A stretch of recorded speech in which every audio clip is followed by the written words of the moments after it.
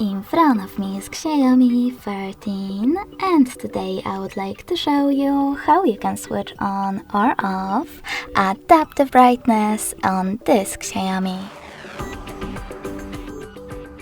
First of all, go into settings.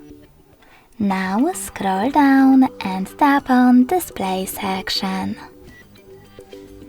Following that, click on brightness level and tap on this switcher next to automatic brightness to switch it on or off.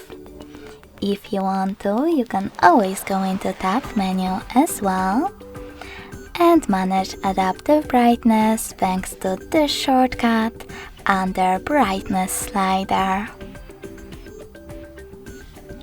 Thanks so much for watching. If you enjoyed this video, smash that like button, comment and subscribe.